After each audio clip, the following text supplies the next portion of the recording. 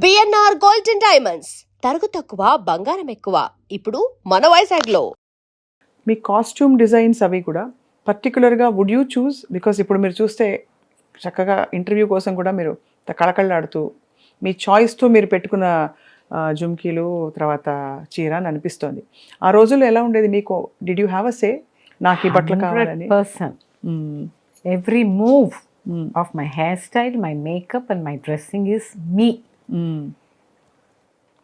How they choreograph a dance, I choreograph my pattern.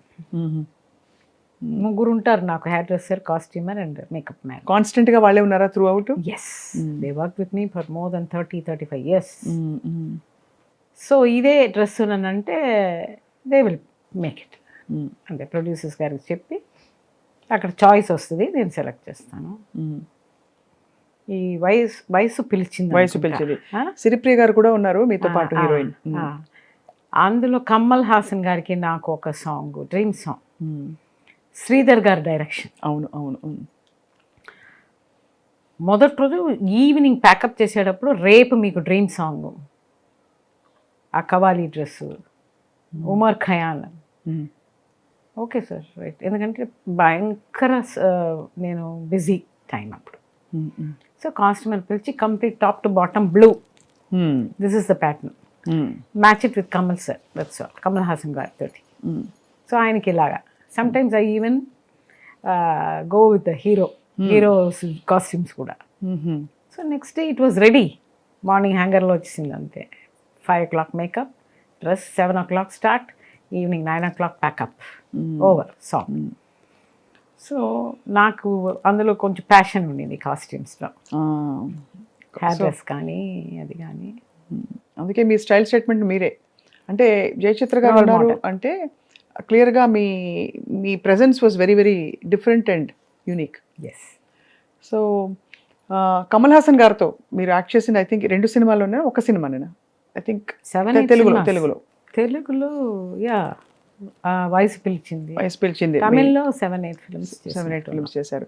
ఎలా ఉండే కమల్ గారితో మీ ర్యాపో ఎలా ఉండేది? వాజ్ హీ అంటే ఆల్మోస్ట్ ఆయన కొంచెం సీనియర్ అమ్మా మీకంటే జూనియరా? కొంచెం సీనియర్.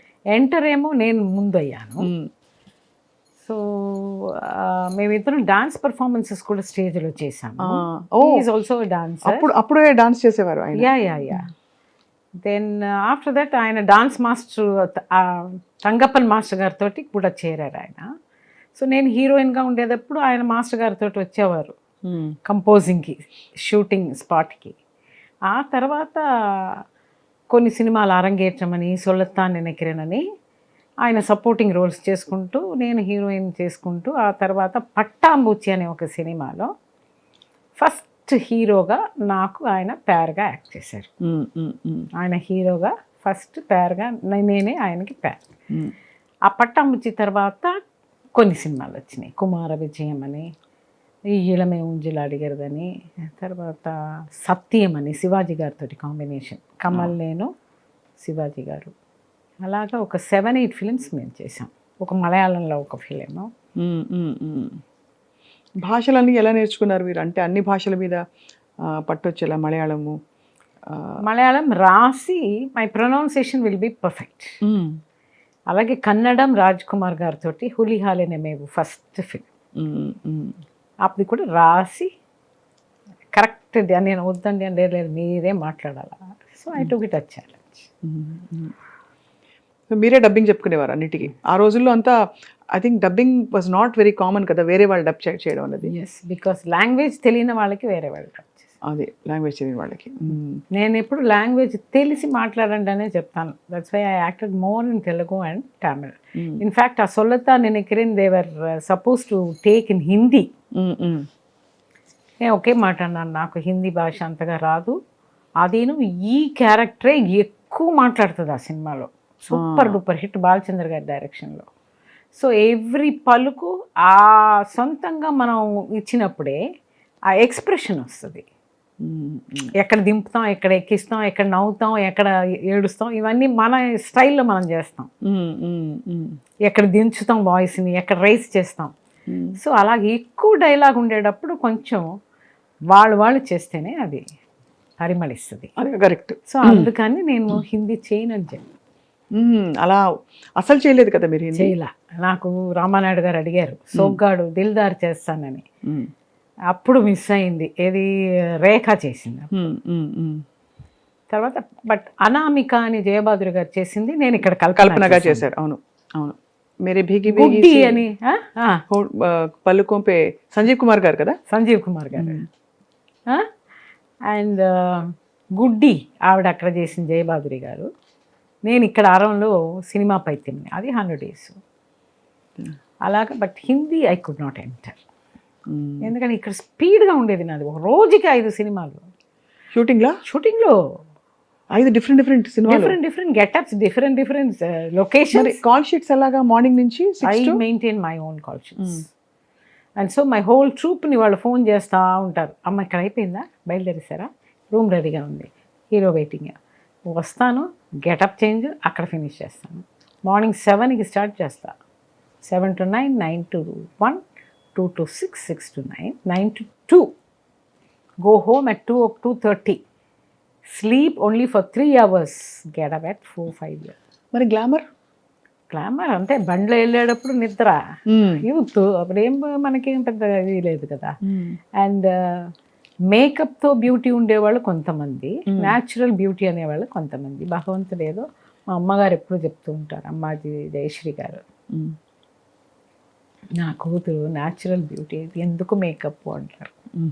అలా భగవంతుడు మనకి ఇచ్చిన ఆశీర్వాదం అది. సో అలా మెయింటైన్ చేస్తూ వెళ్ళిపోయేదాన్ని. నేను వెళ్ళడమే అక్కడ ముఖ్యం, టైంకి. ఇలా 5 సినిమాలు పర్ డే కాల్ షీట్, ఇలాంటి కాల్ షీట్స్ ఎన్నాళ్ళ పాటు వరుస పెట్టి చేసేవారు? మీకు వీక్ ఆఫ్ అలాంటివి ఉండేవా అసలు? సమ్ టైమ్స్ గ్యాప్ దొరికేది 1 or 2 days. ట్రావెలింగ్ అని ఒక 1 day పెట్టుకునేదాన్ని. సో అసలు మర్చిపోయాను నా ఏజ్ కానీ రెస్పాన్సిబిలిటీస్. కమిట్ అయితే కరెక్ట్గా ఉండాలి మనం. సో భగవంతుడు నాకు ఒక ఇది ఇచ్చాడు, ఆవిడ కమిట్ చేస్తే కరెక్ట్గా టైం ఉంటుంది. From Europe I came here for 9 o'clock shooting. From Russia I came here for 9 o'clock shooting. అక్కడ వేరే షూటింగ్లా? Went for film festivals. అచ్చా. నా సినిమాలో సోగ్గాడు ఫిలిం ఫెస్టివల్. యూరోప్ వెళ్ళింది నేను శివాజీ గారి సినిమాకి, రక్తపాసం అని, ఆయన చెల్లెలుగా యాక్ట్ చేశాను. అక్కడి నుంచి వచ్చి కరెక్ట్గా 9 o'clock I use to be with makeup. అలసట లేదు, ఏమీ లేదు. Travelling I use to take rest. ఎప్పుడైనా అంటే అమ్మ తిరిగి చూసుకుంటే మీకు అనిపిస్తుంది జయచిత్ర గారు దట్ ఇంత కష్టపడ్డాను కదా, అంటే ఆ టైంలో మీకు ఏముండేది మైండ్లో? నేను టాప్ హీరోయిన్ అవ్వాలి అని ఉండేదా? I'm already the top heroine అనిపించేదా? లేక అంటే ఏదో ఒక we seek something or the other, whether it's power or money or fame or just satisfaction, ఏమి ఆశించేవారు ఆ రోజులో ఇంత కష్టపడడానికి మీరు? బిగినింగ్లో అయితే నేను డ్యాన్స్ వరకే పరిమితమయ్యేది. అంటే అది మాత్రం చాలు, నాకు సినిమా వద్దు అనే భావనలో ఉన్నాను. ఈ పొన్నుకు తంగ మనసు అనే సినిమా ఎప్పుడు హిట్ అయిందో, when I was doing my 11th standard, అప్పుడు I took it as a challenge. We have to stand as number 1. అది I took it as a challenge. So భగవంతుడి దయ వల్ల అన్ని మంచి కథలు, మంచి ప్రొడ్యూసర్స్, మంచి డైరెక్టర్స్ పడ్డాయి. Hit hit hit hit Jayachitra నేస్తే ఆ సినిమా హిట్. చాలా రాసి అయిన ఒక ఆర్టిస్ట్, ఆ పేరు భగవంతుడు నాకు ఇచ్చాడు. ఆ తర్వాత తెలుగు ఇండస్ట్రీకి వచ్చాను.